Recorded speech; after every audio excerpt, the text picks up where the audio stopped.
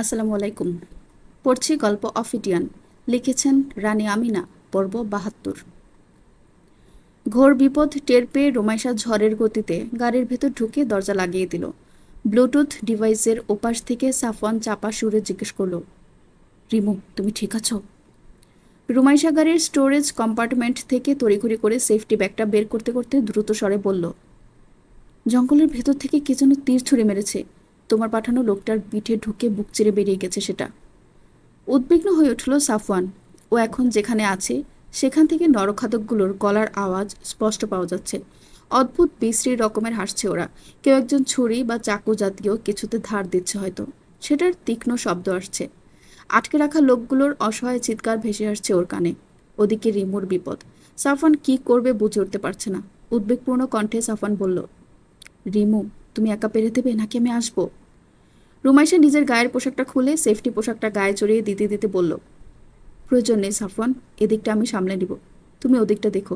কোনো অসুবিধা হলে আমি তোমাকে জানাবো। আর তোমার কোনো অসুবিধা হলে তুমিও জানাবে। আমি গাড়ি থেকে বের হচ্ছি। ওরা কি চায় আমি দেখে আসি। তুমি আমার সাথে কানেক্টেড থেকো। কথা শেষ করেই রুমাইশা নিজের টু সাইডের সোরটা একবার পরখ করে নিল। এটা কিছু বছর আগেই সাফওয়ান ওকে তৈরি করে দিয়েছে। এতগুলো বছরের সোরটা চালানো বেশ ভালোভাবেই রপ্ত করে ফেলেছে রুমাইশা। যদিও সাফওয়ানের মতো অতটা দক্ষ হয়ে ওঠেনিও, সোরটা গায়ের পোশাকের সাথে বিশেষভাবে আটকে রেখে পোশাকের পকেটে পুরে নিল অনেকগুলো ক্ষুদ্রাকৃতির আয়রন বল, যেগুলো এক বিশেষভাবে ছুড়ে দিলে বুলেটের মতো কাজ করে এবং প্রতিপক্ষের শরীর এফোর ওফোর করে দেয়। অস্ত্রশস্ত্রগুলো ঠিকঠাক করে গুছিয়ে নিয়ে এবার নিজের চুলগুলো ভালোভাবে বেঁধে নিল। তারপর চোখ থেকে কৃত্রিম লেন্স দুটো খুলে ফেলল। শত্রুর সামনে নিজের সত্তা লুকিয়ে রাখার কোনো প্রয়োজন নেই। আর এরপরেই বুক ভরে দম নিয়ে এক ঝটকায় গাড়ির ভেতর থেকে বেরিয়ে এলো রুমাইশা। অন্ধকারের ভেতর দুতে ছড়াতে লাগলো ওর সবুজাব হলুদ রঙা চোখজোড়া। তীক্ষ্ণ চোখে একবার ওদের দিকে ছোড়া তীরের সম্ভাব্য দিকটার দিকে তাকালো। নেশাচরের চোখ দুটো স্পষ্ট দেখতে পেল জঙ্গলের বেশ খানিকটা ভেতরে উবু হয়ে বসে ওর দিকেই তাকিয়ে আছে কয়েকজোড়া চোখ। পরনে তাদের ট্রাইবাল পিপলদের মতো পোশাক, দেখতে বিদেশি। সবারই চুল লম্বা।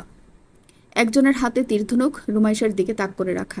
আর সেই মুহূর্তেই সেই তাক করে রাখা ধনুকের থেকে সাত করে একটা তীর ছুড়ে দিল জঙ্গলি লোকটা। সেটা এসে সোজা রুমাইশার পেট বরাবর লাগলো। কিন্তু বিশেষ ফাইবারের তৈরি পোশাকটা ভেদ করে তীরের ফলা রুমাইশার শরীর ছুঁতে পারল না। শরীর ছোঁয়া তো দূর, রুমাইশা সামান্য ব্যথাও পেল না। তীরটা রুমাইশার পোশাকে বাড়ি খেয়ে নিচে আছড়ে পড়ল। রুমাইশা নিচে আছড়ে পড়া তীরটার দিকে একবার তাকালো, আর তারপর মাথা তুলে সোজা তাকালো তার দিকে তীর ছোড়া ব্যক্তিটার দিকে। লোকগুলো এতক্ষণ রুমাইশার দিকে তীর ছুড়তেই ব্যস্ত ছিল। রুমাইশার চেহারাটা ওরা খেয়ালই করেনি, কিন্তু এতক্ষণে খেয়াল করলো ওরা। রুমাইশার দিকে তীর ছোড়া ব্যক্তিটা ওই জলজলে চোখ দুটোর দিকে তাকিয়ে আটকে উঠল। এমন চোখ সে জীবনে কখনো দেখেনি। জলজলে চোখ দুটোর দৃষ্টি সরাসরি তাদের দিকে। অতদূর থেকেই যে ওই জলজলে চোখের অধিকারী মানবীটা তাদের দেখতে পাচ্ছে সেটা চিন্তা করে গলা শুকিয়ে এলো লোকটার। তার পাশে থাকা বাকি দুজনও তাকালো রুমাইশার দিকে। আর রুমাইশা ওর দিকে তীর ছোড়া লোকটার একেবারে চোখের দিকে তাকিয়েই অদ্ভুত সুন্দর এক হাসি দিল। প্রায় জনা ৫০ বা তারও বেশি পুরুষ এবং নারী মিলে হল্লা করছে এক বিশাল আগুনের চারিদিকে। সে আগুনের ভেতর দুইটা মানবদেহকে বারবিকিউয়ের মতো করে পোড়ানো হচ্ছে। পোড়া শরীরগুলোতে মাঝে মাঝে দূর থেকেই মশলা ছিটিয়ে দিচ্ছে কয়েকজন। লোকগুলোর পরনে আদিবাসীদের ন্যায় পোশাক। প্রায় সবার হাতেই দা বা খড়গ জাতীয় অস্ত্র। অধিকাংশই আগুনের চারপাশ দিয়ে জঙ্গলে নৃত্য করছে আর মুখ থেকে অদ্ভুত অদ্ভুত সুর করছে। আর বাকিরা মাটিতে বসে বসে মানুষের মাথার খুলিতে করে কিছু একটা পান করছে। এদের ভেতর ১৫ জনের মতো দেশি মানুষজন, আর বাকি সবাই ভিনদেশি। কেউ কৃষ্ণাঙ্গ, আবার কেউ শ্বেতাঙ্গ। এদের চেহারা দেখে একেবারে মনে হচ্ছে না যে এরা জঙ্গলি। এদের অধিকাংশের চেহারাতেই শিক্ষিতের ছাপ। অনেকের চোখে চশমা। এদের ভেতরে লিডার গোছের লোকটা এই হল্লা থেকে কিছুটা দূরে একটা উঁচু ঢিবির উপর বসে আছে। তার পাশে বসে আছে দুজন অল্প বয়সী মেয়ে। আর সেই ঢিবির একপাশে হাত পা বেঁধে বসিয়ে রাখা হয়েছে প্রায় ৩০-৩৫ জন লোককে। তাদের ভেতরের প্রায় সবারই পুলিশের পোশাক, অল্প কয়েকজন সাধারণ মানুষ। আর এদেরকে পাহারা দিচ্ছে আর কয়েকজন জঙ্গলি পুরুষ। সাফওয়ান জঙ্গলিগুলোর থেকে বেশ খানিকটা দূরে গাছপালার আড়াল থেকে সবগুলোর অবস্থান দেখে নিয়ে মনে মনে ছক কষে নিল কিভাবে কি করবে। আর তারপর কানে লাগানো ব্লুটুথ ডিভাইসটা কানেক্ট করলো রুমাইশার সাথে। রুমাইশাকে লাইনে পেয়ে সাফওয়ান চাপা সুরে জিজ্ঞেস করলো, রিমু, তুমি ঠিক আছো? ওদিকের সিচুয়েশন বলো। ওপাশ থেকে উত্তর এলো, এখানে ৩ জন জঙ্গলি পশু ছিল, জবাই দিয়ে দিয়েছি। টু শব্দ করার ফুরসত পায়নি ওরা। তুমি ওদিকে সিচুয়েশন বলো, এরা কারা আর এখানে কি করছে? সাফওয়ান জঙ্গলিগুলোর থেকে আরও কিছুটা দূরে সরে গিয়ে বলল, এরা নরখাদক। এইখানে এদের সংখ্যা প্রায় 50-60 জনের মতো। সবার হাতেই অস্ত্র, ধারালো অস্ত্র, তবে আধুনিক নয়। রাস্তায় যে 3টা পুলিশের গাড়ি দেখেছিলে, সে গাড়ির পুলিশগুলোকে এখানে জিম্মি করে রাখা হয়েছে। আর তাদের ভেতরের 2জনকে এখন আগুনে ঝলসে বারবিকিউ করা হচ্ছে। প্রায় 30 বা তার অধিক মানুষকে আটকে রাখা হয়েছে। হয়তো ওরা পরে খাবে ওদের। এখন আমার প্ল্যান শোনো। জঙ্গলিগুলোর নৃত্য থেমে গেছে। ওরা এখন খাওয়ার প্রস্তুতি নিচ্ছে। সবাই মাটিতে বসে পড়েছে লাইন বেঁধে। লিডার তার আসন থেকে নেমেছে। সে এখন আগুনে ঝলসানো মাংস কেটে কেটে ভাগ করবে, তারপর সবাইকে দিবে। লিডার হাত দেওয়ার আগেই কেউই খাবার স্পর্শ করতে পারবে না। সাফন দাঁড়িয়ে আছে অন্ধকারের ভেতর, হাত পা বেঁধে রাখা পুলিশ আর সাধারণ মানুষদের পেছনে কিছুটা দূরত্ব দিয়ে। এই সময় সাফন হাঁটু গেড়ে বসলো মাটিতে। তারপর নিজের ডান হাতের তালু মাটিতে স্পর্শ করলো। গত 10-12 বছরে সাফওয়ান শিখেছে কেন জঙ্গলের সরীসৃপগুলো তার প্রতি আকৃষ্ট হতো আর কিভাবে তাদেরকে নিয়ন্ত্রণ করা যায়। এখন সে চাইলেই সরীসৃপগুলোকে তার প্রতি আকৃষ্ট করতে পারে, তাদেরকে যেদিকে ইচ্ছে সেদিকে নিতে পারে, যেটা ইচ্ছে করতে পারে। মাটিতে হাত রেখে সাফওয়ান ওর গলা দিয়ে এক অদ্ভুত ধরনের শব্দ করলো, আর সেই সাথে নিজের ডান হাতটা এক সুনির্দিষ্ট গতিতে মাটিতে ঘষে নিল। তার করা সে শব্দের কম্পাঙ্ক সাধারণ মানুষের কানে পৌঁছালো না ঠিকই, কিন্তু যাদের কানে পৌঁছানোর প্রয়োজন তারা সবাই সচকিত হয়ে উঠল এই অদ্ভুত আহ্বানে। লিডার ব্যক্তিটা তার খড়গ দিয়ে ঝলসানো দেহগুলো টুকরো টুকরো করলো। তারপর তার সহযোগীদের দিয়ে সবার হাতে হাতে পৌঁছে দিল মাংস, কিন্তু কেউ স্পর্শ করলো না। লিডার খাবার মুখে দেওয়ার আগে সাধারণ কারো খাবার মুখে দেওয়ার নিয়ম নেই। যেই নিয়ম ভঙ্গ করবে সেই পরের বার অন্যদের খাবারে পরিণত হবে। খাবার বন্টন শেষে লিডার নিজের জন্য নির্ধারিত জায়গায় যেতে নিল। তখনই মাটিতে সরসর শব্দ হতে শুরু করলো। শব্দটা ক্রমেই বাড়তে লাগলো। প্রথমে কেউ সেদিকে খেয়াল না করলেও শব্দ যখন তীব্র হলো তখন সবার খেয়াল হলো সেদিকে। চারিদিক থেকে এক অদ্ভুত শব্দ ভেসে আসছে মাটি বেয়ে। ব্যাপারটা বুঝে উঠতে উঠতেই চারিদিক থেকে ঝাঁকে ঝাঁকে মাটি বেয়ে আসতে থাকলো খর্বাকৃতির কালো রঙা চিকন শরীরের সাপ, যেগুলোর পিঠের ওপর দিয়ে সাদা রঙা 3টা রেখা চলে গেছে মাথা থেকে লেজ পর্যন্ত। হঠাৎ এতগুলো সাপের উপস্থিতিতে হকচকিয়ে গেল সবাই। সাপগুলো একে বেঁকে চলে গেল জঙ্গলিগুলোর পায়ের কাছে। মাটিতে কিলবিল করতে থাকলো সেগুলো। অনেকে শরীর বেয়ে উপরে উঠে গেল বেশ কয়েকটা। চিৎকার জুড়ে দিল জঙ্গলিগুলো। মাটির উপর লাফালাফি করতে থাকলো অনেকে। নিজেদের হাতের অস্ত্রগুলো দিয়ে সাপগুলোকে প্রতিহত করার চেষ্টা করলো অনেকে, কিন্তু সাপগুলো খুব দ্রুতই গতিতে এদিক ওদিক ছুটে চলেছে। সহজে তাদেরকে ধরাশায়ী করা যাচ্ছে না।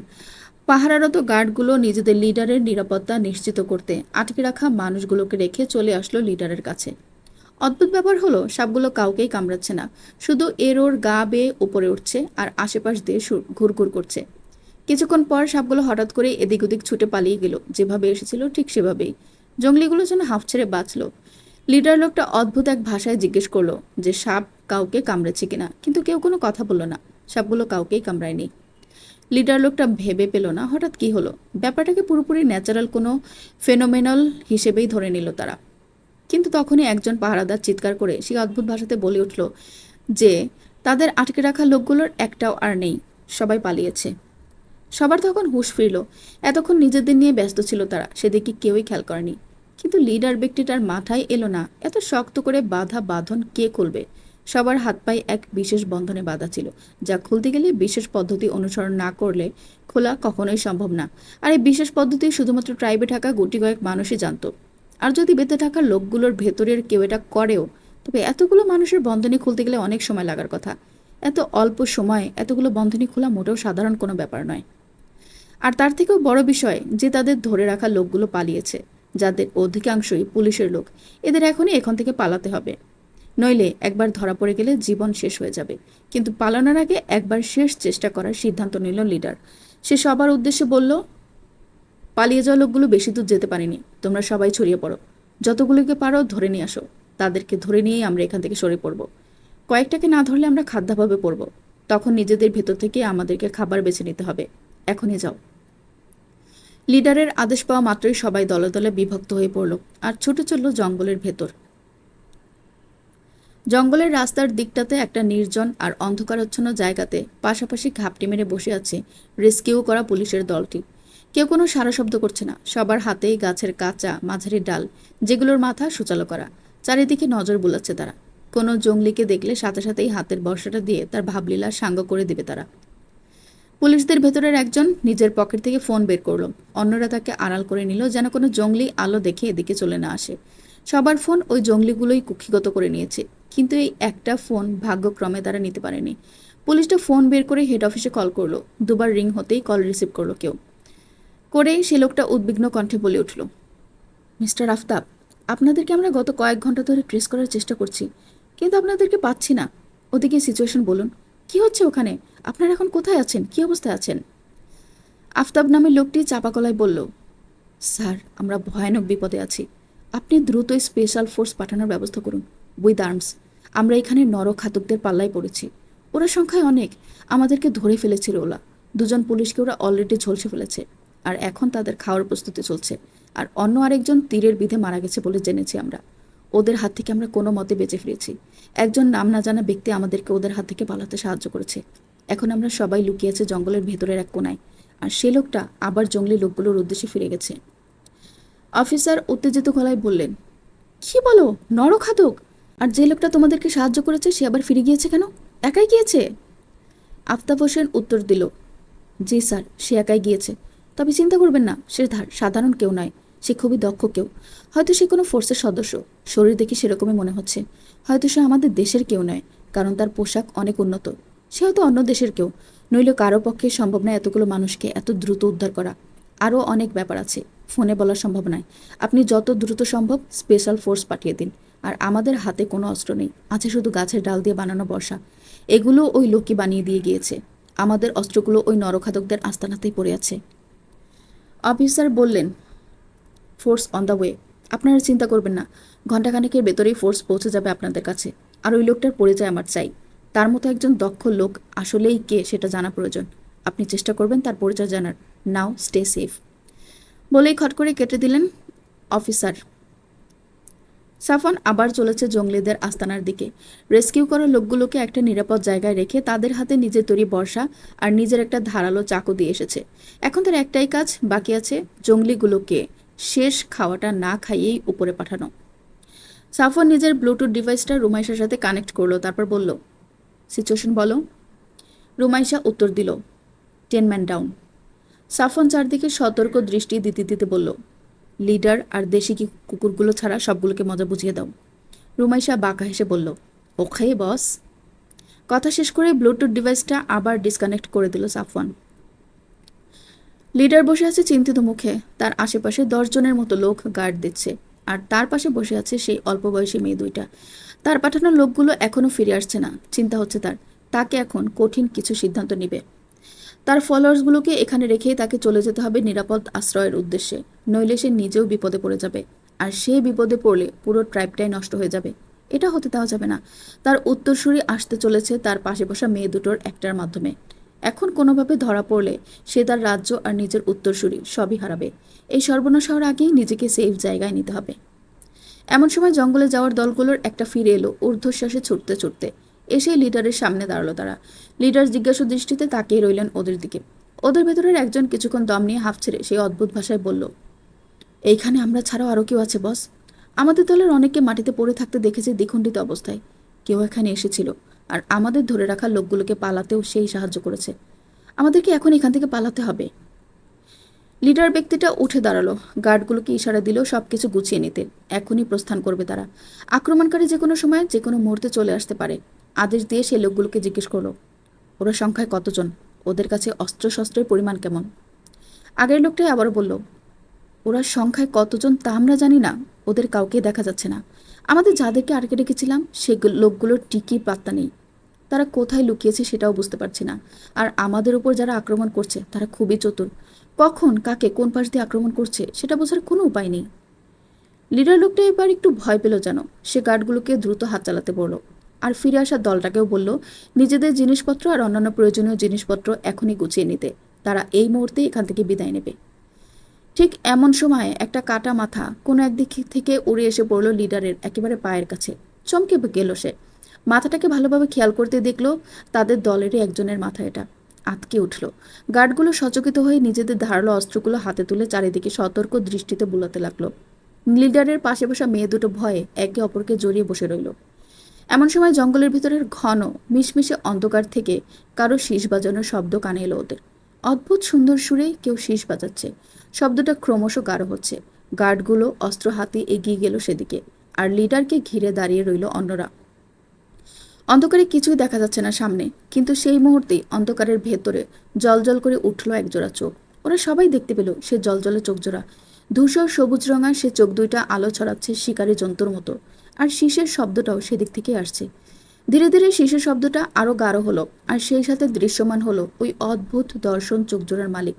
সে এখনো শীষ বাজিয়ে চলেছে। অস্ত্রধারী গার্ডগুলোর একদম কাছে চলে এলো সে, কিন্তু গার্ডগুলো কোনো এক অজানা ভয়ে অসাড় হয়ে গেছে যেন। হাতে ধরে রাখা অস্ত্রগুলো নামছে না, আঘাত করার শক্তি পাচ্ছে না ওরা। লোকটা শীষ বাজানো থামালো। লিডার ব্যক্তিটা সেই অদ্ভুত ভাষায় গার্ডগুলোর উদ্দেশ্যে চিৎকার করে বলল, তোমরা থেমে গেলে কেন? ও তোমাদের কাছেই আছে, মেরে ফেলো ওকে এখনই। কি হচ্ছে তোমাদের? কিন্তু গার্ডগুলো যেন সে কথা শুনতে পেল না। ওদের দৃষ্টি সম্পূর্ণ তাদের সামনে দাঁড়ানো লোকটার দিকে, যার চোয়ালতয় শক্ত হয়ে আছে এই মুহূর্তে। দাঁতে দাঁত পিষছে যেন, চোখ জোড়া দিয়ে যেন ঝলছে দিচ্ছে তাদেরকে। ওই শক্ত হাতের বিশাল থাবা যেন সতর্ক করে দিচ্ছে প্রতিটা পদক্ষেপ 100 বার ভেবে নেওয়ার জন্য। সাফন গার্ডগুলোর দিকে আরেকবার শক্ত দৃষ্টিতে তাকিয়ে ওদের সামনে থেকে সরে এগোলো লিডারের দিকে। লিডারের আশেপাশে থাকা অন্য লোকগুলো অস্ত্র হাতে প্রস্তুত। তাদের দিকে এগিয়ে আসা লোকটা এদিক ওদিক কিছু করলেই হাতের অস্ত্রগুলো একদম গলা বরাবর বসিয়ে দেওয়ার প্ল্যান করে আছে তারা। লিডার নিজেও পাশ থেকে একটা খড়গ হাতে তুলে নিল।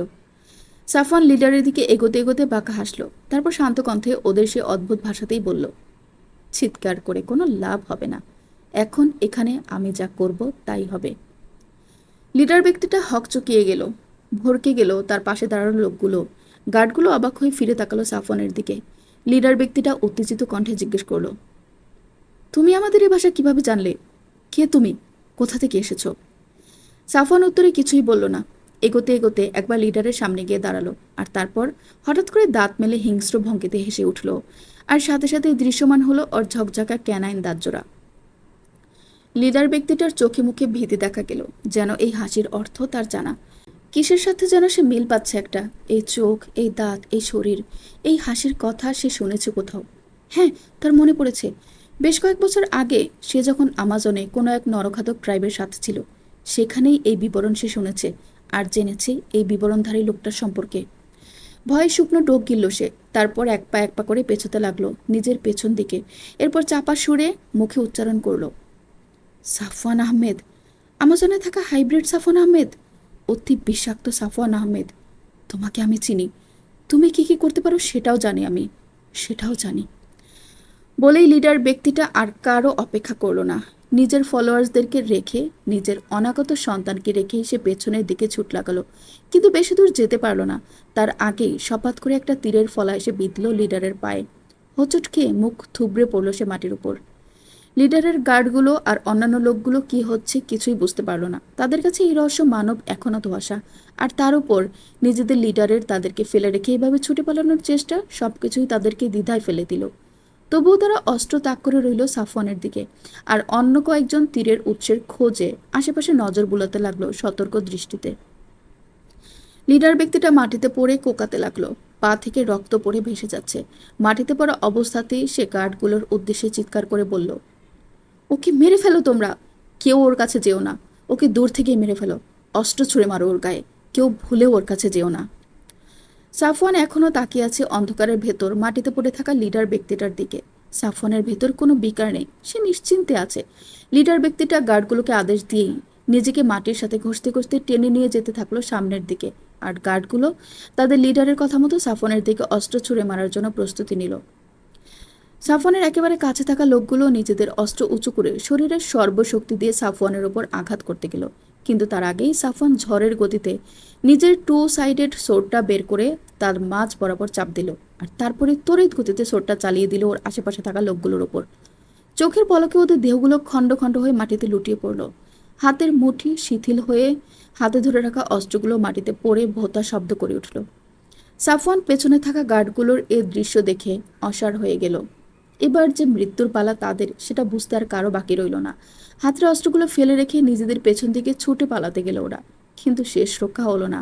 কয়েক কদম সামনে এগোনোর পরই জঙ্গলের ঘন কালো অন্ধকারের ভেতর থেকে তীব্র গতিতে ক্ষুদ্রাকৃতির কয়েকটি ধাতব বল একটা এসে লাগলো ওদের কয়েকজনের মাথা বরাবর, আর সেটা কপাল ভেদ করে মাথার পেছন দিক দিয়ে বেরিয়ে মাটিতে আছড়ে পড়লো শব্দ করে। বাকি যে কজন বেঁচে রইল তারা নিজেদের সাথীদের এমন অবস্থা দেখে বুঝে ফেলল যে এখন তাদের বেঁচে ফেরার সব চেষ্টাই বৃথা। এখন আর ছুটোছুটি করে কোনো লাভ হবে না। ওরা কয়েকজন স্থির হয়ে দাঁড়িয়ে রইল সেখানে, সাফওয়ানের দিকে ওদের অসহায় দৃষ্টি। আর সেই মুহূর্তেই ঘন অন্ধকারের ভেতর থেকে ধীর পায়ে বেরিয়ে এলো রুমাইশা। গার্ডগুলো শব্দ পেয়ে ফিরে তাকালো সেদিকে, আর তারা দেখতে পেল অসাধারণ শরীরের সৌন্দর্যের অধিকারী একজন মানবীকে। হাতে তার তীর ধনুক, চোখে শিকারী দৃষ্টি। ভারী পায়ে সোজা হেঁটে এসে রুমাইশা দাঁড়ালো গার্ডগুলোর পাশে, আর তারপর তাদের উদ্দেশ্যে বজ্র কণ্ঠে বলে উঠল, নীল ডাউন নাও। গার্ডগুলো এবার রুমাইশার চোখের দিকে তাকালো। ওই জল জলে সবুজাব হলুদ রঙা চোখ দুটোর দিকে তাকিয়ে ওরা যেন সম্মোহিত হয়ে গেল। কোনো বাক্যবায় ছাড়াই চুপচাপ মাটিতে বসে নীল ডাউন হয়ে রইল। আর সাফওয়ান ওর সামনে বসে থাকা মেয়ে দুটোকে পাশ কাটিয়ে মাটিতে পড়ে থাকা লিডারের দিকে এগোলো। লিডার ব্যক্তিটা তখনও নিজেকে মাটিতে ঘষতে ঘষতে সামনের দিকে নিয়ে যাওয়ার চেষ্টা করছে। সাফওয়ান পৌঁছে গেল ওর কাছে, আর এরপর লিডারের যে পায়ে তীরের আঘাত লেগেছে সে পাটা ধরে উঁচু করলো, আর তারপর মাংসে গেঁথে থাকা তীরের ফলাটা ধরে মাংসের ভেতরেই মুচড়ে দিল। আকাশ বাতাস কাঁপিয়ে চিৎকার দিয়ে উঠল লিডার ব্যক্তিটা, কিন্তু সে চিৎকার সাফওয়ানের কানে গেল না। সে লিডারের পায়ের আঘাতপ্রাপ্ত জায়গাটা তীরের ফলা শুদ্ধ চাপ দিয়ে ধরতেই টানতে টানতে নিয়ে এলো নীল ডাউন হয়ে থাকা গার্ডগুলোর কাছে। আর এরপর রুমাইশা গিয়ে ঢিবির পাশে বসে থাকা মেয়ে দুটোকে এনে টেনে বসিয়ে রাখলো ওদের সাথে।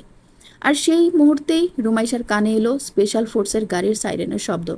সাফওয়ানের দিকে তাকিয়ে সে স্মিত হেসে বলে উঠল, আমাদের ডিউটি শেষ, স্পেশাল ফোর্স চলে এসেছে।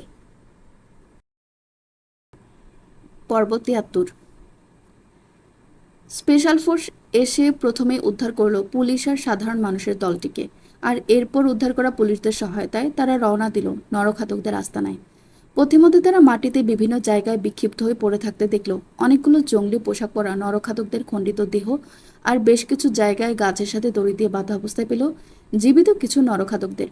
তাদের সবাই দেশে, যারা মাটিতে খণ্ড খণ্ড হয়ে পড়ে আছে তারা সবাই প্রায় বাইরের দেশের। আর এরপর স্পেশাল ফোর্স পৌঁছালো নরঘাতকদের প্রধান আস্তানায়, আর সেখানে গিয়ে দেখলো পায়ে তীর বিঁধে থাকা অবস্থায় কোকাতে থাকা নরঘাতকদের লিডারকে, যার পায়ে দড়ি বেঁধে গাছের সাথে বেঁধে উল্টো করে ঝুলিয়ে রাখা হয়েছে। আর তার সাথে পেল গাছের সাথে পিঠমোড়া করে বেঁধে রাখা আরও বেশ কয়েকজন জীবিত নরঘাতককে। স্পেশাল ফোর্সের প্রধান পুলিশ কর্মকর্তা পুলিশ সদস্য আফতাব হোসেনকে জিজ্ঞেস করলো তাদেরকে সাহায্য করা লোকটার ব্যাপারে, কিন্তু আফতাব হোসেন কিছুই বলতে পারলো না। কোথাও সে লোকটার টিকির পাত্তাটাও পেল না ওরা। আফতাব হোসেন পুলিশ সুপারকে বলল, সে লোকটা হয়তো এই নরখাদকগুলোকে সায়স্তা করে এইখানে এইভাবে বেঁধে রেখে গিয়েছে, আর আইডেন্টিটি লুকিয়ে রাখতেই জায়গা ছেড়ে চলে গেছে। তবে আফতাব হোসেন পুলিশ সুপারকে বললেন যে যেভাবেই হোক লোকটিকে খুঁজে বের করতে হবে তাদের। লোকটার চেহারা একেবারে স্পষ্ট না হলেও খানিকটা মনে আছে আফতাব হোসেনের। আর এই পুরো নরখাদক গোষ্ঠীটাকে ধরিয়ে দেওয়া আর তার সাথে একটা পুলিশের ফুল টিমকে সাক্ষাৎ মৃত্যুর হাত থেকে ফিরিয়ে আনা লোকটাকে তারা কোনোভাবেই হারিয়ে ফেলতে চায় না। লোকটাকে তাদের খুঁজে বের করতেই হবে, যে কোনো মূল্যেই হোক। এই পুরো মিশনের কৃতিত্ব একমাত্র তারই। স্পেশাল ফোর্সের প্রধান নিজেও আফতাব হোসেনের কথায় সায় দিলেন, আর তারপর নিজেদের কাজে লেগে পড়লেন। অন্তঃসত্ত্বা মেয়েটিকে তারা মেডিকেল কেয়ারে পাঠিয়ে দিল আগেভাগে, আর এরপর সবগুলোকে ধরে তারা উঠালেন পুলিশের গাড়িতে। আর এরপর জঙ্গলিগুলোকে নিয়ে যাওয়া হলো সোজা জেলখানায়। ওইখানেই তাদেরকে জামাই আদর করে সারা জীবনের মতো নরখাদকগিরি বের করে দেওয়া হবে। লিডারকে আলাদাভাবে গাড়িতে তোলা হলো। বেঁচে থাকা বিদেশিদের ভেতর সে একমাত্র, এছাড়া আর কোনো বিদেশিই বেঁচে নেই। তাকে বিশেষভাবে জিজ্ঞাসাবাদ করা হবে নরখাদকদের বিষয়ে। মাটিতে পড়ে থাকা মৃতদেহগুলোর খণ্ডিত অংশগুলো কুড়িয়ে একত্রে নিয়ে যাওয়া হলো মর্গে। সেখানেই তাদের লাশ আর বডি পার্টস শনাক্ত করে আইডেন্টিটি করে যার যার দেশে পাঠিয়ে দেওয়া হবে শেষকৃত্যের জন্য। ফজরের আজান হয়ে গেছে। খানিক পরেই ভোরের আলো ফুটতে শুরু করবে। রাস্তা সম্পূর্ণ ফাঁকা, কোনো জনমানবের অস্তিত্ব নেই। রাস্তার দুপাশে ফাঁকা মাঠ। এই এরিয়ার ভেতরে আর কোনো বসতি চোখে পড়ছে না। ফিরফিরে বাতাসে চারিদিক মেতে আছে। মাঠের ফসলের ওপর দিয়ে এলোমেলো হয়ে ছুটে চলেছে সে বাতাস। বাতাসের তালে তালে ঢেউ খেলে যাচ্ছে ফসলের উপর দিয়ে, আর সে ফুরফুরে বাতাসের ভেতর দিয়ে মাঠের ভেতরের রাস্তা ধরে ঝড়ের গতিতে ছুটে চলেছে মিশমিশে কালো রঙা ল্যাম্বরগিনি কারটি।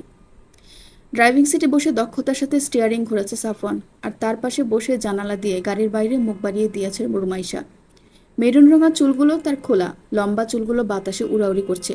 অসম্ভব রকম ভালো লাগছে তার। দুজনের কেউই গায়ের সেফটি পোশাক এখনো খোলানি, ওভাবেই গাড়িতে চড়ে বসেছে। স্পেশাল ফোর্সের গাড়ির সাইরেন শোনার পরে নরখাদকগুলোকে ওইখানে বেঁধে রেখে ওরা ফিরে আসে সেখান থেকে। আর এরপর স্পেশাল ফোর্সের দলটা জঙ্গলের ভেতর ঢুকে পড়লে ওরা উঠে আসে রাস্তায়। তারপর গাড়ি নিয়ে সোজা রওনা দেয় বাড়ির পথে। নিজেকে মোটেও রিভিল করতে চায় না সাফওয়ান। এতে যদি তার রিয়েল আইডেন্টিটি বের হয়ে আসে তবে খুবই সমস্যায় পড়ে যাবে ও। তাই স্পেশাল ফোর্স পৌঁছানোর আগেই রিমুকে নিয়ে সে ওখান থেকে ভেগেছে। রুমাইশা গাড়ির জানালার দিক থেকে মুখ ফিরিয়ে সাফওয়ানের দিকে তাকালো। মুখটা হাসি হাসি, চোখের ভেতর যেন খুশি ঝিলিক দিয়ে উঠছে। সাফওয়ান গাড়ি চালানো অব্যাহত রেখে রুমাইশার দিকে তাকিয়ে দেখলো একবার, তারপর আবারও রাস্তার দিকে দৃষ্টি ফিরিয়ে জিজ্ঞেস করলো, কি ব্যাপার, আমার বউকে এত খুশি খুশি লাগছে কেন?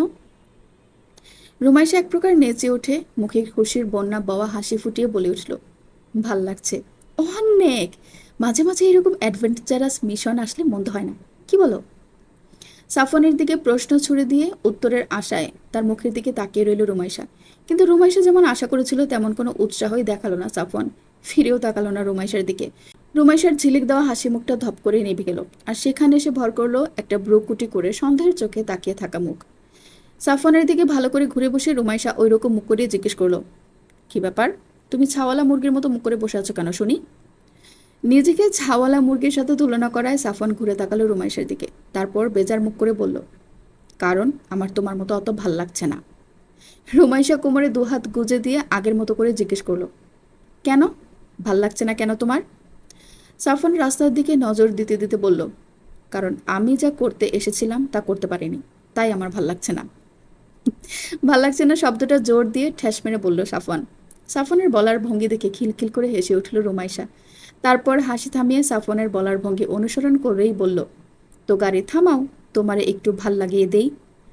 সাফওয়ান আগের থেকেও বেজার মুখে বলল, ফাজলামি করিস না তো, আমি এখন মোটেও ফাজলামির মুডে নেই, দূরে যা। রুমাইশা নিজের সিট থেকে উঠে সাফওয়ানের কোলের ভেতর এসে বসে পড়ল। তারপর দাঁত কেলিয়ে বলল, ফাজলামি করছি না, সত্যি। সাফওয়ানের চোখের দিকে তাকিয়ে সন্দেহের দৃষ্টিতে জিজ্ঞেস করলো, সত্যি ঢপ দিচ্ছ না তো? রুমাইশা সাফওয়ানের কলার ধরে একটা ছোট্টখাটো ঝাঁকি দিয়ে দাঁতে দাঁত চেপে বলল, ঢপ দিচ্ছি না শালা, সত্যি। একদম বিশ্বাস করে না আমাকে, বেয়াদ্দব কোথাকার। গাড়ি থামাও এক্ষুনি। রিমো কথা বলার সাথে সাথেই পা দিয়ে গাড়ির ব্রেক কষল সাফওয়ান। ভর দুপুরবেলা সদর থানার স্পেশাল জেলখানাতে নিয়ে নরখাদকদের লিডার আর দেশি লোকগুলোকে বেধড়ক পেটানো হচ্ছে, কারণ তারা কিছুই বলছে না, আর যা বলছে তা বোঝা যাচ্ছে না। সেই অদ্ভুত ভাষাতেই ওরা কথা বলছে, তাই বাংলা ভাষা না বলা পর্যন্ত তাদেরকে পেটানোর আদেশ দিয়ে গেছে পুলিশ সুপার। আর এদিকে আফতাব হোসেন সহ অন্যান্যদের বিবরণ অনুযায়ী স্কেচ তৈরি করা হচ্ছে তাদেরকে উদ্ধারকারী ব্যক্তিটার। অন্যান্য সময় আসামির স্কেচ তৈরি করা হয়, আর এখন তৈরি করা হচ্ছে উদ্ধারকারীর স্কেচ, কারণ সেই ব্যক্তিটার পরিচয় উদ্ঘাটন করে লোকটাকে খুঁজে বের করতেই হবে। সে আসলে কে সেটা জানা জরুরি, আর এই মিশনের সম্পূর্ণ কৃতিত্ব তার পাওনা। আফতাব হোসেন সহ অন্যান্যরা যতদূর সম্ভব বিবরণ দিলেন, সেই বিবরণ অনুযায়ী আর্টিস্ট একটা স্কেচ তৈরি করলো। সেটা একেবারে না মিললেও কিছুটা মিলল। থানার সহকারী পুলিশ সুপার কিছুটা ছোকরা গোছের, কবির হোসেন নাম, নতুন জয় দিয়েছে, এখনো বিয়ে শাদী হয়নি তার। সে তার বসের দেওয়া একটা কাজ সেরে মাত্রই থানায় আসলো, আর এখন তার কাজ হচ্ছে জঙ্গলিগুলোর মুখ থেকে তথ্য বের করা, যে তারা কবে থেকে এই কাজে জড়িত আছে, আর আজ পর্যন্ত কতজনকে তারা এইভাবে বারবিকিউ করে খেয়েছে। সে এসে আগে ঢুকলো যেখানে স্কেচ তৈরি করা হচ্ছে সেখানে। তাকে দেখে পুলিশ সুপার বলে উঠলেন, কবির দেখো স্কেচটা, লোকটা তো ভারী সুন্দর দেখতে। হ্যাঁ, কি বলো, নায়কের মতো চেহারা। কবির হোসেন কিছুক্ষণ দেখলো স্কেচটা। এতক্ষণ ও দূর থেকেই দেখছিল, এবার কাছে এগিয়ে এলো কিছুটা, তারপর ভাবুক দৃষ্টিতে তাকিয়ে বলল, স্যার, লোকটাকে আমার কেমন যেন চেনা চেনা লাগছে, কোথায় যেন দেখেছি। এরপর আফতাব হোসেনের কাছে গিয়ে বলল, আপনি ওনার সম্পূর্ণ ডিটেলস বলুন তো, হাইট কেমন বা স্বাস্থ্য কেমন? আফতাব হোসেন খুব আগ্রহের সাথে বললেন, স্যার, সে আপনার থেকেও লম্বা, গায়ের রং শ্যামলা, মাথায় অনেক চুল, শরীর স্বাস্থ্য বিশাল, নায়কদের মতো সত্যি সত্যি। ওই যে সেদিন আপনি একটা মুভি দেখছিলেন না, সুপারম্যান নাকি যেন নাম, ওই মুভির নায়কের মতো তার দেহ।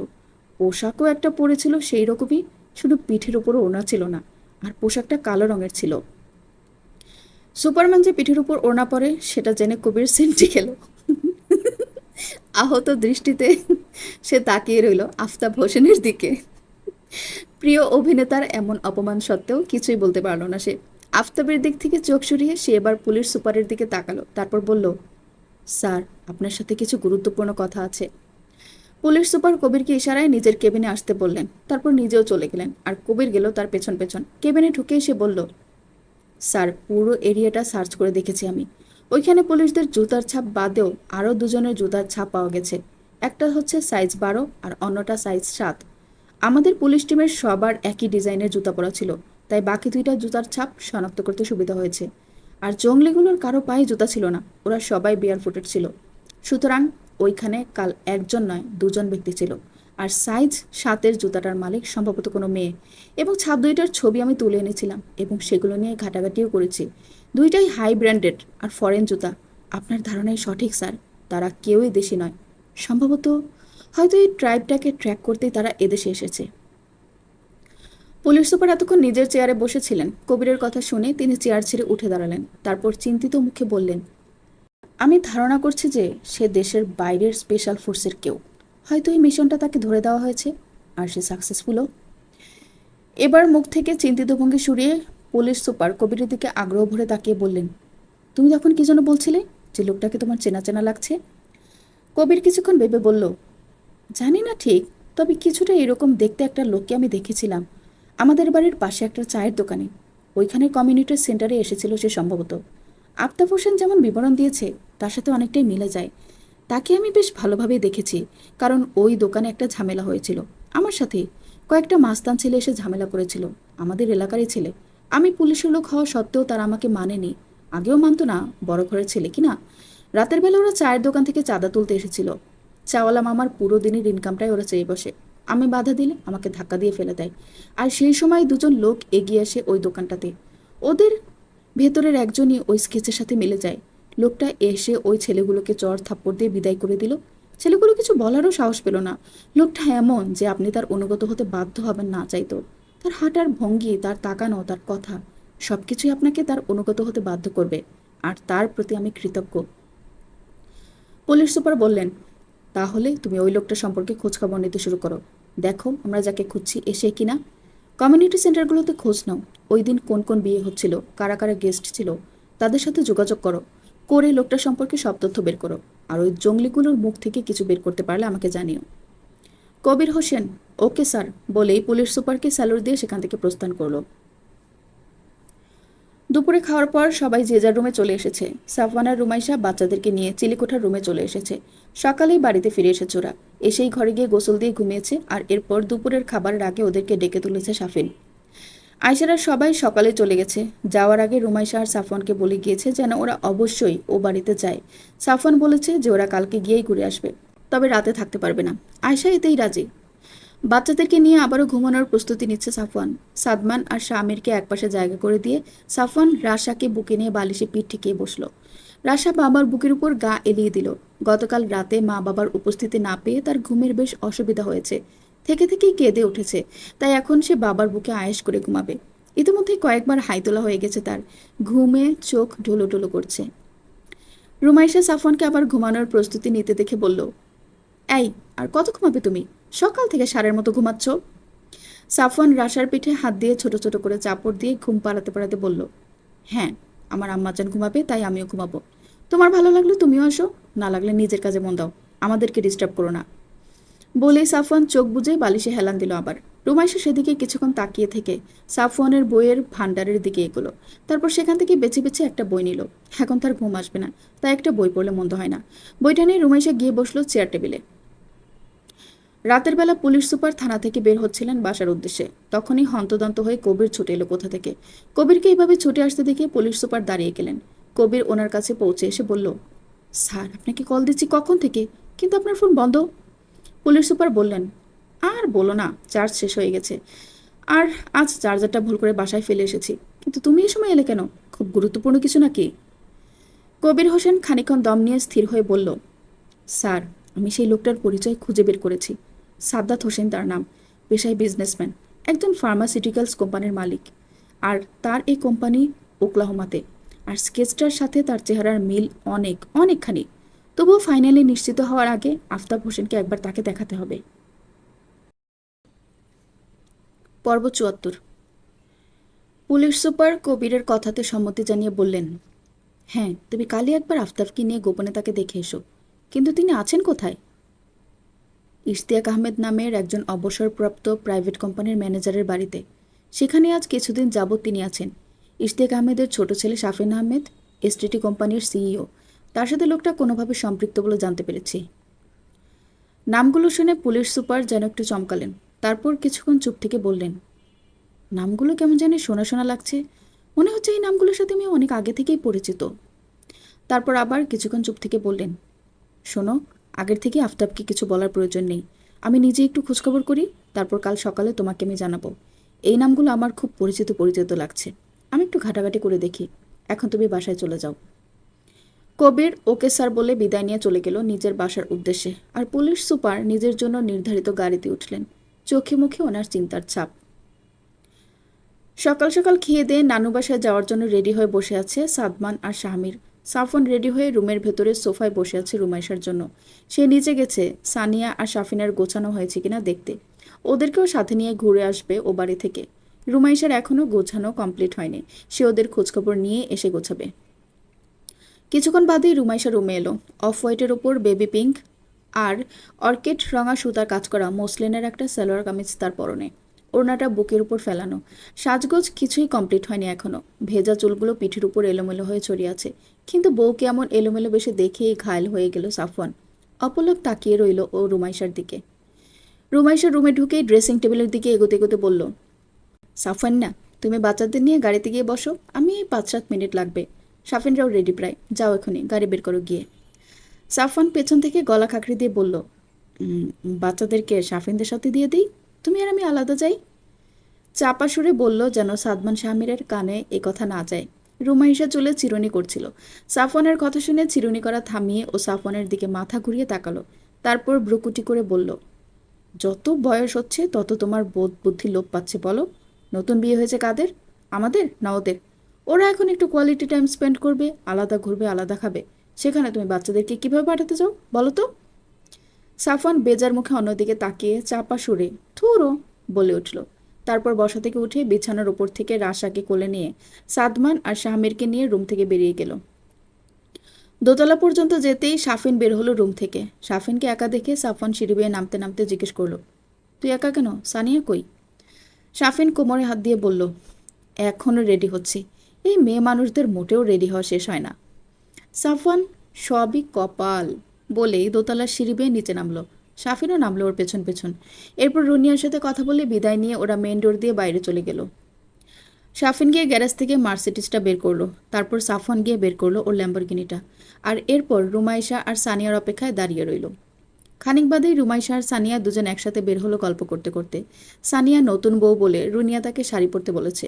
খয়েরি রঙা একটা কাতান শাড়ি পরেছে সে। ফর্সা গায়ে সে শাড়ির রং ফুটে পড়েছে অত্যন্ত সুন্দরভাবে। দুজনেই গাড়ির কাছাকাছি আসার পর সানিয়া রুমাইশাকে বলল, আপু, সাদমান আর শাহমিরকে আমাদের সাথে যাক, আপনি আর বড় ভাইয়া রাশাকে নিয়ে যান।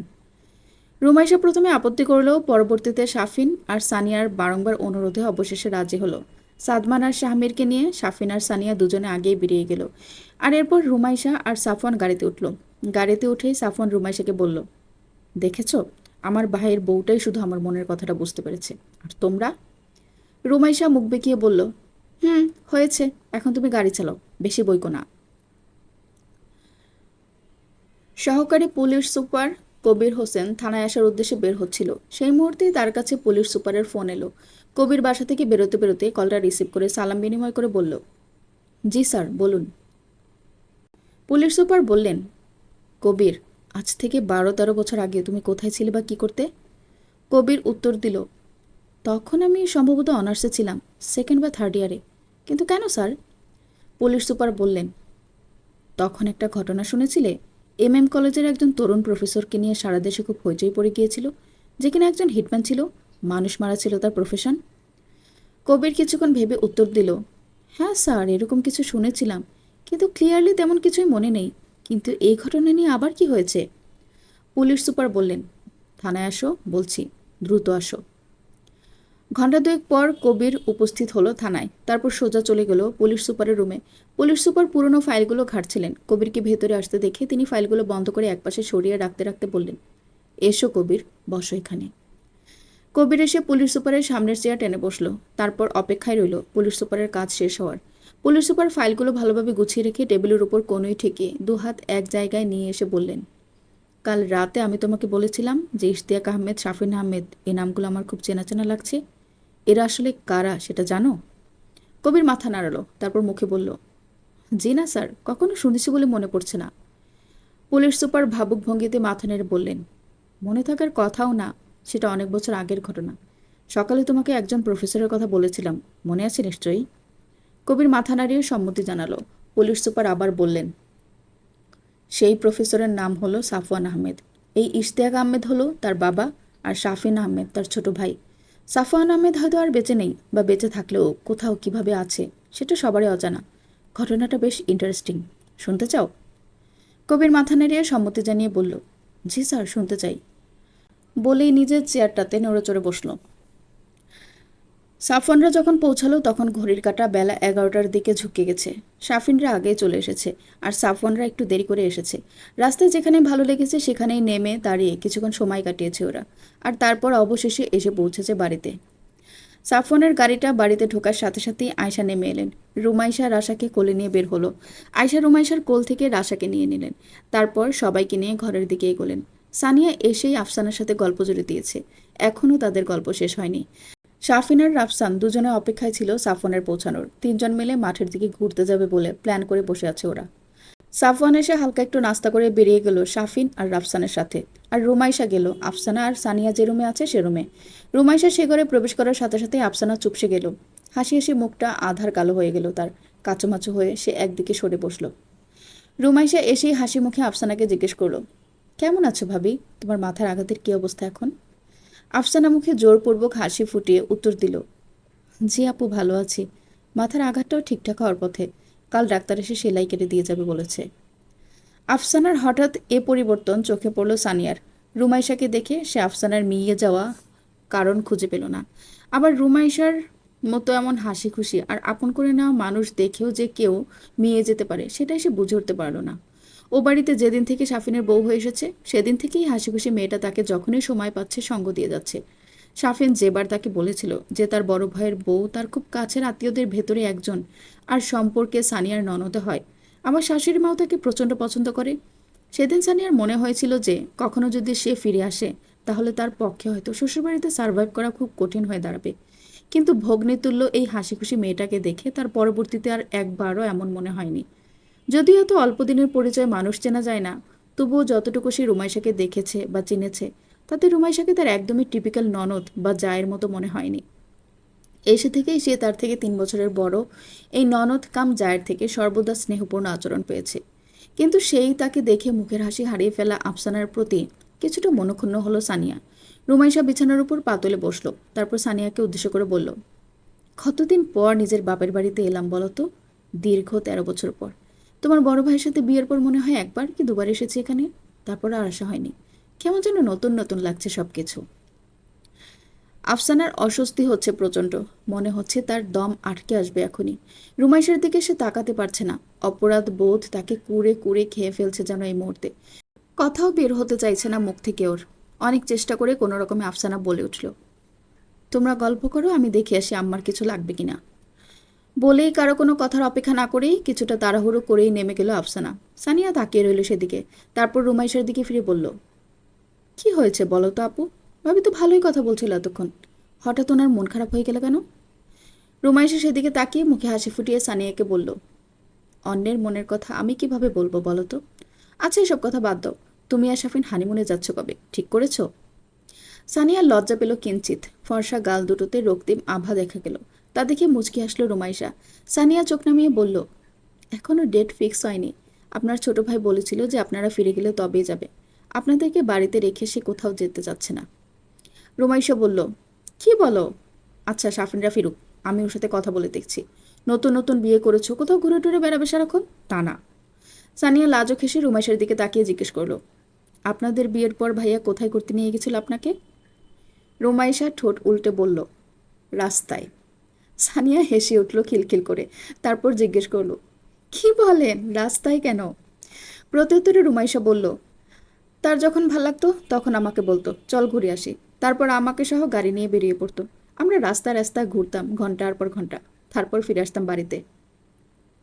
সানিয়া কিছুটা অবাক হয়ে জিজ্ঞেস করলো, ভাই আপনাকে তুই করে বলতেন ওকে আপু? রোমাইশা ফিক করে একটু হেসে বলল, শুধু কি তুই করে বলেই ক্ষান্ত ছিল, ছটখানাও খেতাম সারাদিন। আর শুধু মেজাজ দেখাতো। আনরোমান্টিকের বস্তা ছিল একটা। ওনার রোমান্টিকতা দেখা যেত শুধু রাতের বেলা। যদিও এখন তার আপগ্রেড হয়েছে, এখন তার রাতের বেলা রোমান্টিকতা প্রসারিত হয়ে দিনের বেলা অর্ধেকটা জোরে নিয়েছে। রুমাইশার কথা শুনে সানিয়া লজ্জা পেয়ে খিলখিল করে হেসে উঠল। থানার বাইরে একটা চায়ের দোকানে বসে আছে কবির, মুখে তার চিন্তার ছাপ। পুলিশ সুপারের থেকে আহমেদ পরিবারের কাহিনীটা ও শুনেছে। খুবই নিদারুণ, একই সাথে ভয়ঙ্কর ঘটনা। সাফন নামক লোকটার জন্য মনে মনে খুব আফসোস হচ্ছে ওর। এমন মেধাবী আর দক্ষ একজন কত সহজেই হারিয়ে গেল সবার ভেতর থেকে। এমন সময় একজন কনস্টেবল এসে কবিরের ফোনটা তার হাতে দিয়ে বলল, স্যার আপনার ফোনটা অনেকক্ষণ ধরে বাজছে, তাই আমি নিয়ে এসেছি। কবির তার হাত থেকে ফোনটা নিল। তার একজন দামি ক্যামেরাওয়ালা বন্ধুকে একটা কাজ দিয়েছিল, সেই কল করেছে। কল ব্যাক দিল কবির। ওপাশে লোকটা কল রিসিভ করতেই কবির বলে উঠল, হ্যাঁ সাগর বল, কাজ হয়েছে? ওপাশ থেকে সাগর লোকটা বলল, হ্যাঁ দোস্ত, ওরা সকালে কোথায় যেন গিয়েছে সবাই মিলে। ওরা বের হলেই আমি শ্যুট করেছি। দূর থেকেই করেছি, কেউ দেখতে পায়নি, সন্দেহও করেনি। সবার ফটোই নিয়েছি, তোকে হোয়াটসঅ্যাপে ডকুমেন্ট করে পাঠিয়ে দিয়েছি, দেখে নে একবার। কবির সাগর নামের ছেলেটাকে ধন্যবাদ বলে কল কেটে দিল। তারপর ডাটা কানেকশন অন করে হোয়াটসঅ্যাপে ঢুকলো। সাগরের পাঠানো ছবিগুলো খুব মনোযোগ দিয়ে দেখতে থাকলো। সাদ্দাত হোসেন লোকটার পরনে নেভি ব্লু রাঙা ফুল স্লিভ টি শার্ট আর কালো রাঙা প্যান্ট। লোকটা সত্যি দারুণ দেখতে, বুদ্ধিদীপ্ত চেহারা, চোখে মুখে চৌকস চৌকস একটা ভাব, চোখের দৃষ্টি বিচক্ষণ। টি শার্টে ঢেকে থাকা বিশাল শরীরটা সুগঠিত। লোকটার পাশে দাঁড়ানো অফ হোয়াইটের থ্রি পিস পরা সুগঠিত সুশ্রী চেহারার মেয়েটার মুখে হাসি, কোলে একটা মেয়ে বাচ্চা। মেয়েটি সম্ভবত সাদ্দাত হোসেনের স্ত্রী। অন্য একটা ফটোতে শাফিন নামক ছেলেটা, সাথে দুইটা যমজ বাচ্চা। সাদ্দাত হোসেনের মুখের সাথে অনেকখানি মিলে, হয়তো এই বাচ্চা দুটো সাদ্দাত হোসেনের। অন্য ফটোতে আরেকটা মেয়ে শাড়ি পরে আছে, ফর্সা গালে একটা টোল পড়েছে। এই মেয়েটি কি হবে? শাফিনের ওয়াইফ হয়তো। কবির মনোযোগ দিয়ে দেখতে থাকলো ছবিগুলো। এমন সময় থানার ভেতর থেকে তার এক সহকর্মীর ফোন এলো। কবির রিসিভ করে কানে ধরতেই ওপাশ থেকে লোকটি বলে উঠল, কুকুরগুলো অবশেষে মুখ দিয়ে বাংলা বের করেছে, আপনি আসুন, যা জিজ্ঞেস করার করুন। কবির আসছি বলে কল কেটে দিয়ে ফোনটা পকেটে পুরে থানার ভেতরে চলে গেল। থানার আন্ডারগ্রাউন্ড ফ্লোরের একটা সেলে এতক্ষণ ধরে নরখাদকগুলোকে আপ্যায়ন করা হচ্ছিল। কবির সেখানে ঢুকলো, তারপর তাকিয়ে দেখলো সবগুলোর দিকে একবার। অবস্থা নাজেহাল সবগুলোর। চোখের পানি নাকের পানি এক হয়ে গেছে, নাক মুখ দিয়ে রক্ত ঝরছে অনেকের। অনেকের কানের পাশ দিয়ে রক্ত বেয়ে বেয়ে নিচে পড়ছে। অসাড় হয়ে পড়ে আছে সবগুলো মেঝেতে। লিডারকেও এই সেলেই এনে রাখা হয়েছে। তাকেও তার প্রয়োজন মতো উত্তম মাধ্যম দেওয়া হয়েছে। সে বেচারা এক পাশে বেঝেতে বসে হাঁপাচ্ছে, আর সেই অদ্ভুত ভাষার মাঝেই বিড়বিড় করে কি সমস্ত বলে যাচ্ছে। কবির সামনে এগোলো, তারপর নরখাদকদের একটার কাছে গিয়ে তার চুলের মুঠি ধরে উঁচু করে মেঝে থেকে উঠিয়ে বসালো। তারপর শক্ত গলায় জিজ্ঞেস করলো, প্রথম থেকে শুরু কর, নাম কি তোর? কতদিন ধরে এই পথে আছিস? কেন এসেছিস এই রাস্তায়? আর আজ পর্যন্ত কতজনকে খুন করেছিস? সব বল এক মাথা থেকে। লোকটির ঠোঁট কাঁপছে থরথর করে, মারের চোটে হুঁশ হারিয়ে ফেলেছে যেন। চোখ একটা বন্ধ হওয়ার জোগাড়। লোকটা উঠে ভালোভাবে বসলো, তারপর তার পেছনের দেয়ালে পিঠ ঠেকিয়ে দিল। এরপর ধীরে ধীরে বলতে শুরু করলো, আমার নাম আক্কাস, আমি গরিব মানুষ। ব্যবসা করার উদ্দেশ্যে এলাকার এক লোকের থেকে 10 লাখ টাকা ধার নিয়েছিলাম, কিন্তু ব্যবসা করতে পারিনি। টাকাগুলো উড়াই ফেলছি। কিন্তু এরপর পাওনাদার যখন টাকার জন্য চাপ দিতে শুরু করলো, তখন আমি আবার বেরিয়ে পড়ি টাকা ধার করার জন্য। কিন্তু কেউ অত টাকা ধার দিতে চায় না। এদিকে পাওনাদার দিনকে দিন চেপে ধরতে শুরু করলো। বেশি দেরি করলে মামলা করে দিবে বলে হুমকি দিল। তারপর আমি হন্যে হয়ে টাকার সন্ধান করতে শুরু করলাম। ছিনতাইও করেছি কয়েকদিন, কিন্তু তাতে সে টাকার এক ভাগও জোগাড় হয়নি। তখনই একদিন আমার এক ছিনতাইকারী বন্ধু জানালো যে এক জায়গায় গেলে আমি টাকা ধার পাবো। যত টাকা চাই পাবো, কোনো সুদ দিতে হবে না। টাকা ফেরত দেওয়ারও কোনো নির্দিষ্ট তারিখ নেই, যখন ইচ্ছে দিতে পারবো। বন্ধুর কথা শুনে চলে গেলাম সেখানে।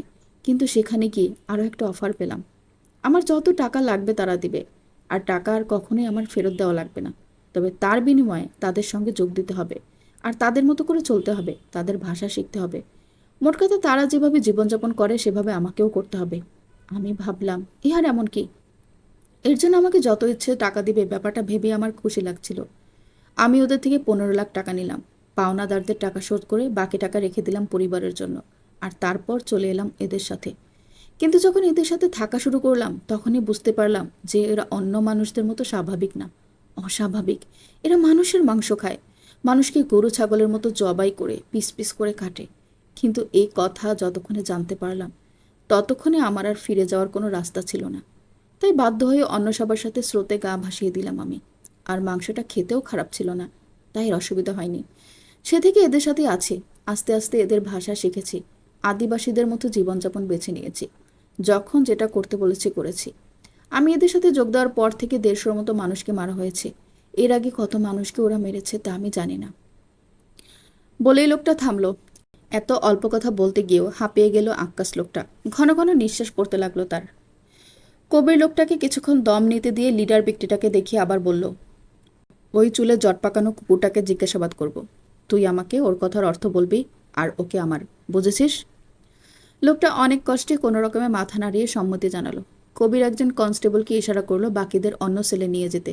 কনস্টেবলটি বাকিদের নিয়ে চলে যাওয়ার পর কবির আকাশকে মেঝের উপর দিয়ে টানতে টানতে নিয়ে গেল লিডারের দিকে। তারপর লিডারের কাছে পৌঁছে তাকে মেঝেতে ধপ করে ছেড়ে দিল। এরপর পেছন থেকে একটা চেয়ার টেনে দিয়ে লিডারের সামনে বসলো। হাতে ওর তেল চকচকা লাঠি। কথা না বেরোলেই শরীরের সর্বোচ্চ জোরের সহিত এটার আঘাত পড়বে ওদের পিঠে। কবির আকাশের দিকে তাকিয়ে বলল, ওকে বলতে বল ও কোথা থেকে এসেছে, ওর পরিচয় কি, আর কবে থেকে এবং কেন এই কাজের সাথেও জড়িত। আক্কাস কবিরের কথাগুলো ট্রান্সলেট করে বলল লিডারকে। লিডার চুপ করে রইল খানিকক্ষণ। তারপর গলা খাঁকড়ি দিয়ে বলা শুরু করলো। আক্কাস কবিরকে সেগুলো ট্রান্সলেট করে বলতে লাগলো, আমার নাম ইফিনি অবু। আমার বাড়ি আফ্রিকার কঙ্গোতে। আমি একজন ট্রাভেলার ছিলাম। পৃথিবীর সব দর্শনীয় স্থান পরিদর্শন করাই ছিল আমার নেশা। একসময় এসে আমার খুব ইচ্ছা হলো আমাজন জঙ্গল ঘুরে দেখার। আমি জানি একবার সেখানে ঢুকলে কেউ আর বের হতে পারে না। তারপরও আমি আমার ইচ্ছাকে প্রাধান্য দিয়ে চলে গেলাম সেখানে। আর জঙ্গলে ঘুরতে ঘুরতে এক সময় আমি একটা ট্রাইবের সন্ধান পেলাম। আমাজনের ট্রাইবের ছড়াছড়ি, তাদের অনেকের কাছেই এখনো কোনো সভ্যতার আলো পৌঁছায়নি। সেই ট্রাইবে গিয়ে আমি কিছুদিন থাকা শুরু করলাম।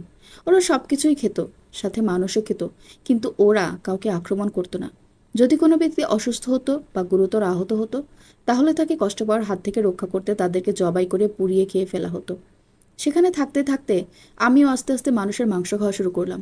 এর কিছুদিন পর আমি সে ট্রাইব থেকে বের হয়ে অন্য একটা ট্রাইবের সন্ধান পেলাম, যারা পুরো দস্তুর মানুষের মাংস খায়। বাইরে কেউ এলেই তাকে তারা ধরে ফেলে এবং খেয়ে নেয়। আমাকে ওরা আক্রমণ করতে আসে, কিন্তু আমি ওদের বোঝাই যে আমিও ওদের একজন, আর ওদের মতো আমিও মানুষের মাংস খেতে পছন্দ করি। আর এরপর ওরা আমাকে ওদের ট্রাইবের একজন হিসেবে মেনে নেয়। তবে শর্ত দেওয়া থাকে, আমি আর কখনোই স্বাভাবিক মানুষের মতো করে চলতে পারবো না। ওদের মতো করেই চলতে হবে আমাকে সারা জীবন। আর ওদের শর্ত আমি মেনে নেই। এরপর যখন আমাজন থেকে আমি একেবারের জন্য ফিরে আসি, ততদিনে মানুষের মাংস আমার নেশা হয়ে দাঁড়িয়েছে। সেই মাংস ছাড়াই আমি আর কিছুই বুঝি না। তাই আমি ঠিক করলাম আমি নিজেই একটা ট্রাইব গঠন করব। আর আমার সাথে যোগ দেওয়া মানুষদেরকে আমি বোঝাবো যে মানুষের মাংস আসলেই কতটা সুস্বাদু হয়। এরপর বিভিন্ন দেশের বিভিন্ন জায়গায় গিয়ে আমি আমার ফলোয়ার্স জোগাড় করতে থাকি। লোকচক্ষুর আড়ালে গিয়ে আমি এই কাজ করতে থাকি, যেন কেউ কখনো ভুলেও আমাকে সন্দেহ না করে বসে। আমার টার্গেট ছিল সবসময় সমাজের অসহায় মানুষগুলো, যাদেরকে সহজেই নিজের কাজে লাগানো যায়। আর এরপর একসময় আমি বাংলাদেশে এসে পড়ি। বাংলাদেশের মানুষকে লোভ ধরিয়ে অনেক কাজ করানো যায়, আর এই সুযোগকেই আমি কাজে লাগিয়ে ফেলি। এখানের বাংলাদেশের সবাইকে আমি কোনো না কোনো প্রলোভন দেখিয়ে আমার দলে টেনেছি। আমার হিসেব নিয়ে আজ পর্যন্ত আমি কত মানুষকে খুন করে খেয়েছি। গত 4 বছরে আমার পেট ভরানোর জন্য যতগুলো মানুষের প্রয়োজন ছিল, ততগুলোকে খেয়েছি আমি। বেঁচে থাকলে আরও খাবো। বলেই থামলো লিডার।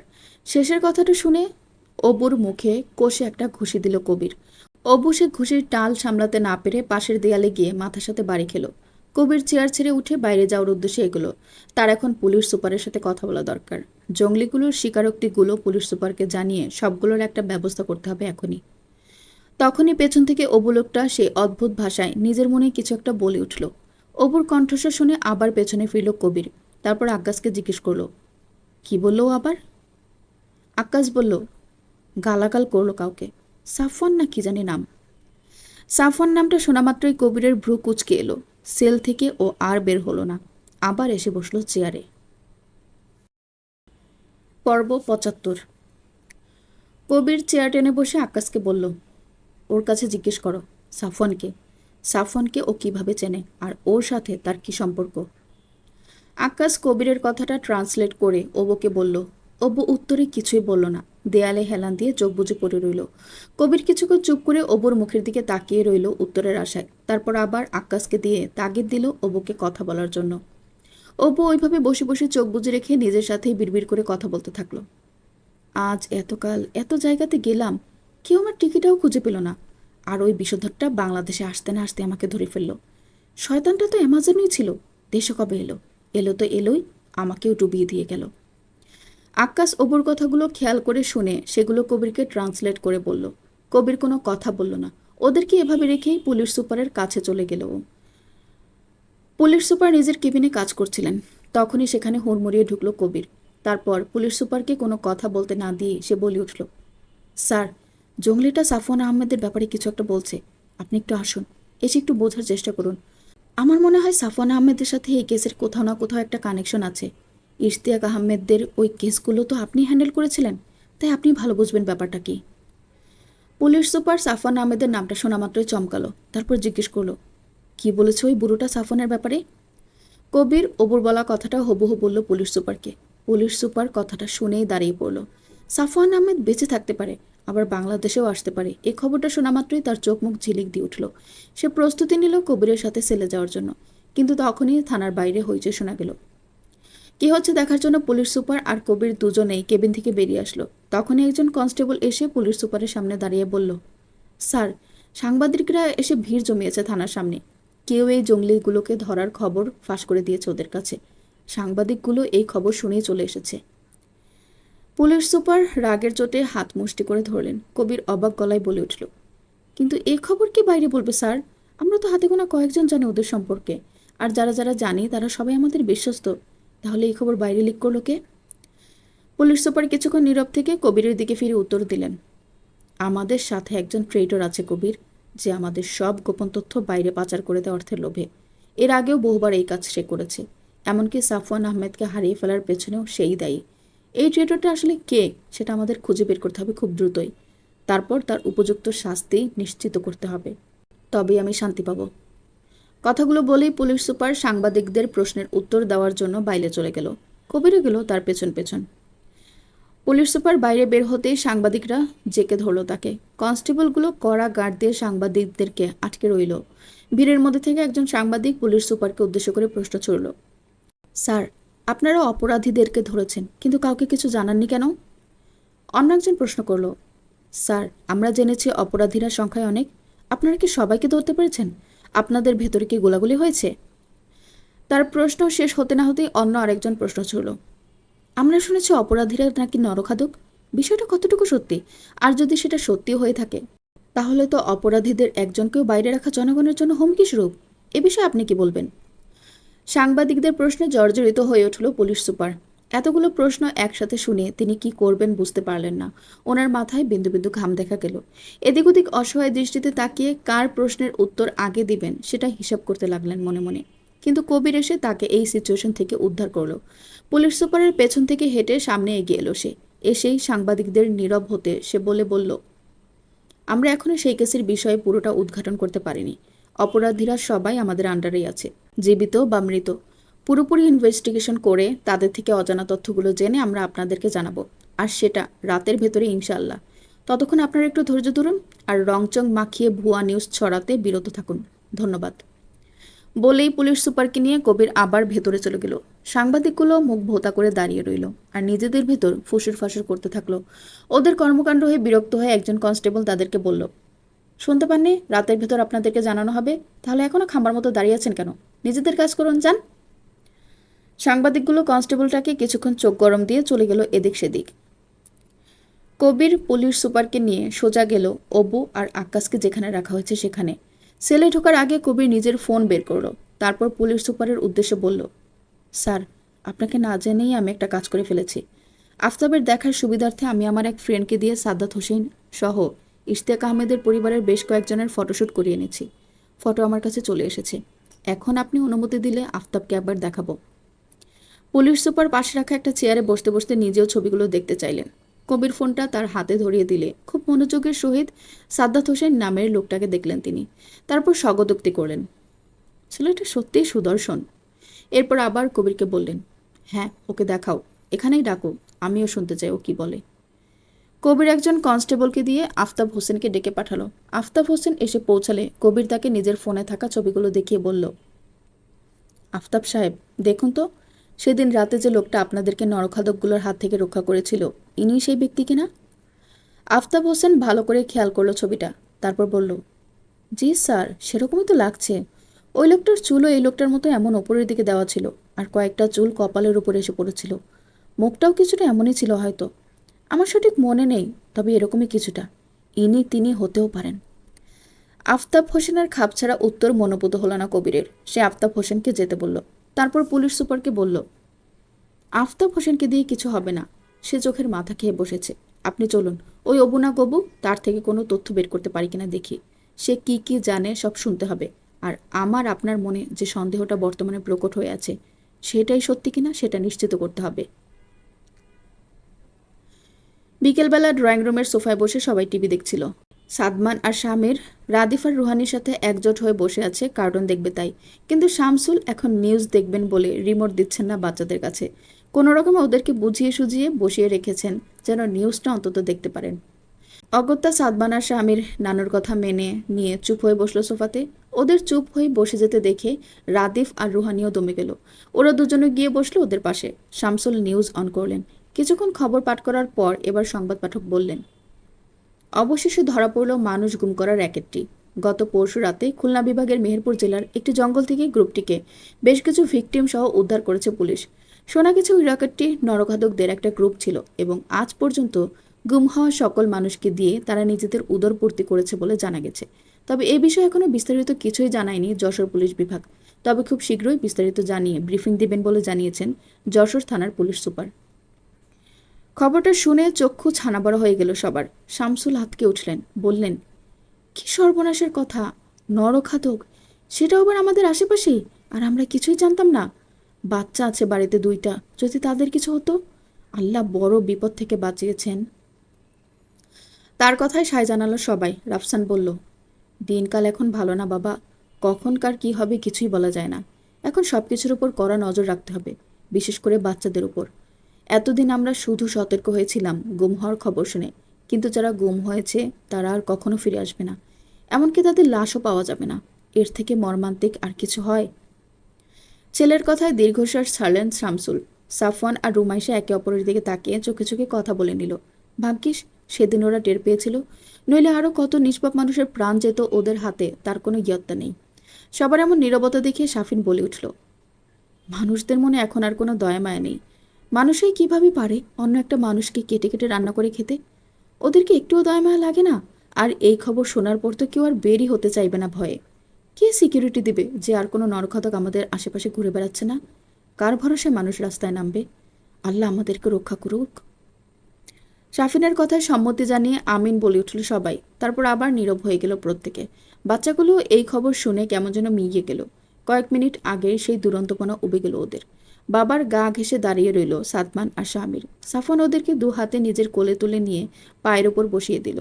রাশা আয়সার কোলে ঘুমো ঘুমো ভাব নিয়ে বসে বসে পিটপিট করে তাকিয়ে দেখছে সবাইকে। নীরবতা ভেঙে সাফন শাফিনের উদ্দেশ্যে বলল, আমাদের এখন বেরোতে হবে শাফিন, বিকাল পড়ে গিয়েছে। আরও দেরি করলে তখন সন্ধ্যা নেমে যাবে। এই পরিস্থিতিতে বাইরে থাকা কারোরই ঠিক হবে না।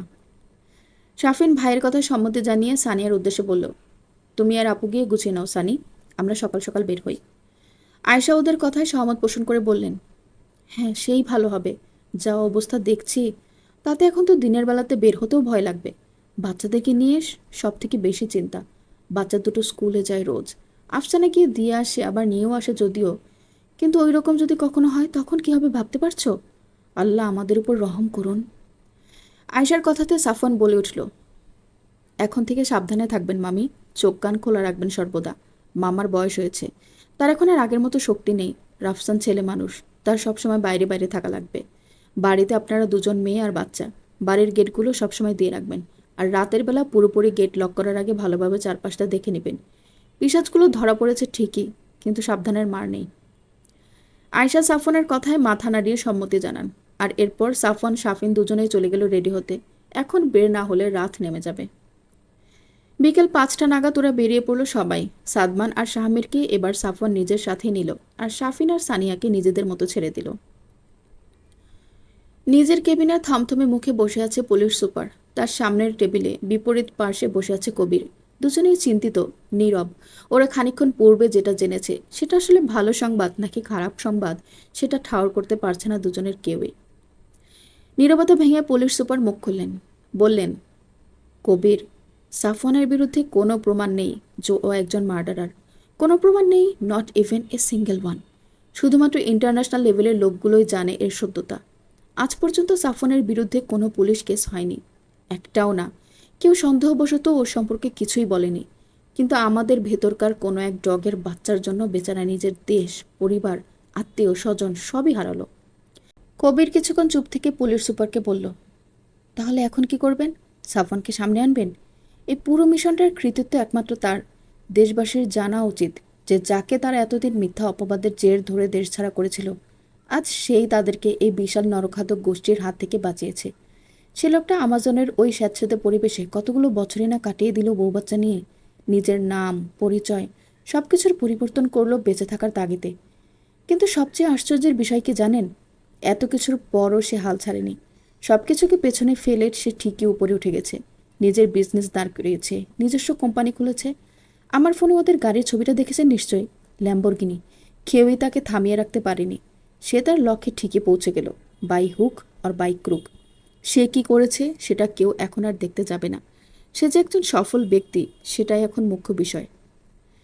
পুলিশ সুপার কবিরের কথায় সম্মতি জানিয়ে মাথা নাড়লেন, তারপর বললেন, আমাদের প্রেসে খবর দেওয়া দরকার। নরখাদকদের বিষয়টা আর সাফওয়ান আহমেদ ওরফে সাদ্দাত হোসেনের পরিচয়টাও সবার সামনে খোলাসা করা উচিত। লোকটাকে নিজের পরিচয়ে বেঁচে থাকার অধিকার দেওয়া উচিত।